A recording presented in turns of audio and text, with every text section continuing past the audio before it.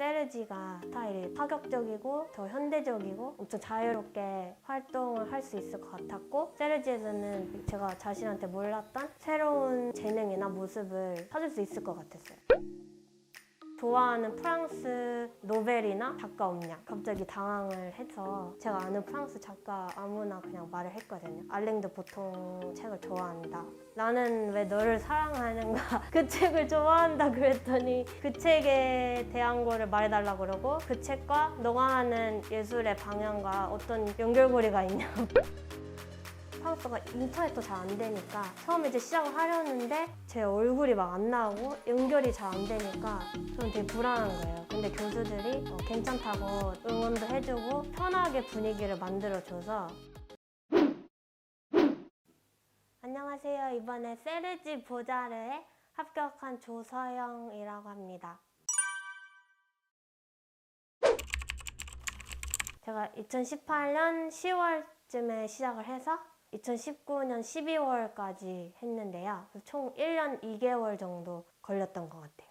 불어는 제가 포트폴리오 시작하면서 같이 시작했는데요. 작년 초 때 제가 본격적으로 불어를 시작했는데 학원이랑 가외 같이 병행하면서, 그러면서 11월에 배양을 우선 한국에서 땄었어요.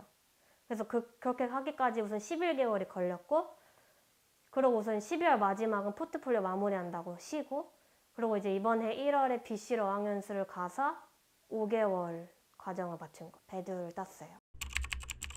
네, 제가 원래 순수미술 쪽을 더 공부하고 싶기도 했고, 그래서 이제 순수미술 성향이 센 학교를 알아봤는데, 그 중에 세르지가 제일 스타일이 되게 파격적이고 엄청 더 현대적이고, 그래서 제가 거기서 엄청 자유롭게 활동을 할 수 있을 것 같았고, 또 저는 페인팅을 오래 하다 보니까 새로운 거를 배우고 싶었는데, 세르지에서는 제가 자신한테 몰랐던 새로운 재능이나 모습을 찾을 수 있을 것 같았어요. 우선 세르지는 나이 제한은 없고요. 이제 홈페이지에 대놓고 배두를 요구하지는 않는데, 아무래도 2차 면접 때 교수랑 이렇게 특히 대화를 할 때 좀 높은 수준의 언어를 가지고 있어야 아무래도 좋은 점수를 받기 때문에 저는 배두까지 갖고 있는 게 좋다고 생각해요. 이번 학비는 438유로로 전혀 인상이 되지 않았고, 그 외에 추가적으로 내는 비용도 거의 없다고 보시면 돼요. 우선 다른 학교들은 원서 지원을 그때 우편으로 보냈어야 됐는데, 세르지는 빡국숲이라는 사이트를 통해서 지원을 했거든요. 그래서 이제 빡국숲 사이트에 이제 제 정보나 그런 걸 다 업로드를 하고, 그 다음에 이제 1차 시험이 코로나 때문에 비대면으로 진행이 됐는데, 우선 사전과제랑 필기시험이 있었어요. 그거는 이제 한 달 동안의 시간을 주고 며칠까지 제출을 해라 이런 거였고, 이제 1차에서 통과한 학생들만 나중에 2차 면접을 화상통화로 교수들과 면접을 보는 시스템이었어요. 우선 사전과제는 이제 이메일로 주제를 3가지를 줬는데요. 이제 주제라기보다는 저희 학원에서 원장님 수업 때 매일 연습하던 그냥 3가지의 문장 같은 걸 주면 거기 중에 저희가 하나를 골라서 거기에 제일 적합한 과제를 내는 거였어요. 우선은 3개의 주제 중에 하나를 골랐고, 근데 아무래도 그때가 프랑스의 코로나가 심각해서 꽁피르멍인 상태였고 밖에 나가기가 어려워서 저는 새로운 작품을 만들기가 요건이 안 돼서 원래 학원에서 포트폴리오 때 작업을 했었던 비디오를 제출했어요. 제가 퍼포먼스한 비디오. 근데 아무래도 세르지가 비디오나 미디어 성향이 강하다 보니까 그 사전과제로 비디오를 낸 게 좀 큰 도움이 되지 않았나 싶어요.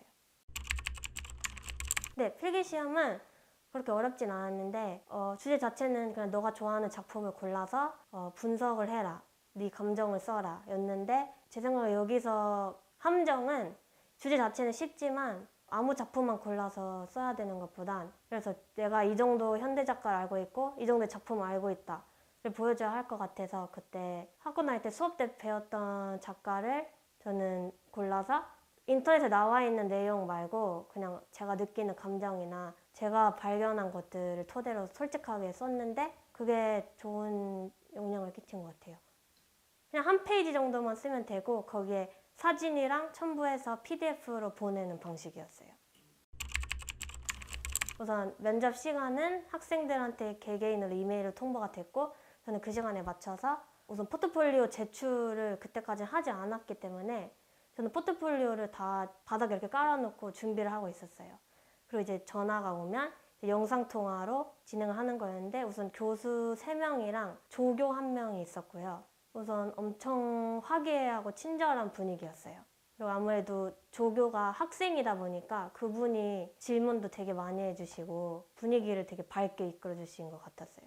그래서 이제 저는 포트폴리오 준비한 거를 소개를 하려고 했는데 이제 교수들이 자기들은 이번에 포트폴리오를 안 보고 그냥 면접으로 진행을 하겠다 해서 이제 사전과제에 대한 질문을 우선 받았고요. 왜 이 비디오를 선택했고 왜 이런 작가를 선택했고 이런 거를 물어보고 미국에서 공부를 했는데 왜 프랑스로 다시 미술 공부를 하려고 하느냐 이런 질문도 받았었고 그리고 세르지에 대해서 어떻게 생각하는지 그런 질문도 했었어요. 근데 저는 아무래도 꽁피망 때 그 온라인으로 계속 수업을 하다 보니까 화상통화로 프랑스인과 말하는 게 되게 일상화돼 있어서 오히려 면접 때 도움이 되게 많이 됐던 것 같아요. 별로 떨린 게 없었던 것 같아요. 이제 사전과제 질문으로 다시 돌아가면 비디오에 대해서 질문을 많이 했는데 이 비디오를 어디서 찍었고 이런 퍼포먼스를 왜 했고 어떻게 만들었느냐 되게 관심이 많았어요. 비디오에.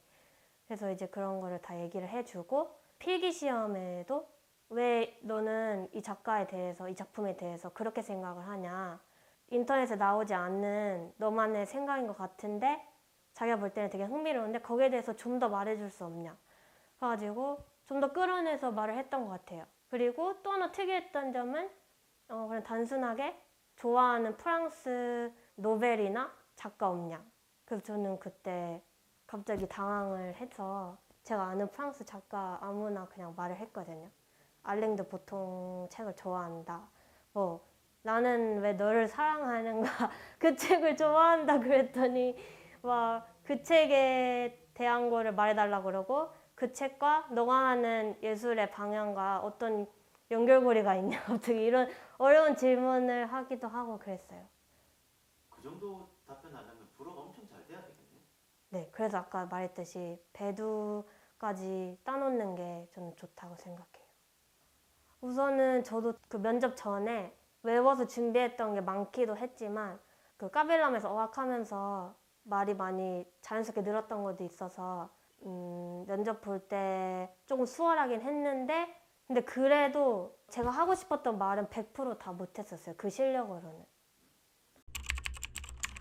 저는 제일 어려웠던 질문은 그 로맨 원닥 작가 필기시험 했던 거 제 감정이나 제가 생각한 걸 썼는데 왜 그렇게 생각했고 거기서 조금 더 발전해서 지금 바로 말해줄 수 없냐 그걸 하는 거예요. 그래서 저는 좀 당황을 해서 어떻게 그래도 제가 알고 있는 지식을 총동원해서 열심히 말을 했던 것 같아요. 우선 아무래도 프랑스가 인터넷도 잘 안 되니까 처음에 이제 시작을 하려는데 제 얼굴이 막 안 나오고 연결이 잘 안 되니까 저는 되게 불안한 거예요. 근데 교수들이 괜찮다고 되게 응원도 해주고 되게 편하게 분위기를 만들어줘서 그때부터 이제 제가 더 편하게 말할 수 있었던 것 같고 조교가 우선 질문을 많이 해줬고 그중에 한 조금 무뚝뚝하신 여교수가 계셨는데 그 교수님이 이제 조금 어려운 질문을 많이 하시는데 그래도 거기에 제가 열심히 대답을 하니까 불어가 조금 부족해도 열심히 대답하는 거에 대해서 되게 고마워했던 것 같아요. 아무래도 이번 상황이 좀 특수했고 사람 대 사람으로 면접이 진행이 됐어야 되는데 온라인으로 진행이 됐었잖아요. 화상통화로. 근데 저는 제가 느낀 점은 오히려 저한테는 개인적으로 화상통화로 면접이 진행했던 게 도움이 엄청 컸었고 아무래도 긴장감이 조금 덜하고 제가 준비할 수 있었던 게 더 많았던 것 같아요.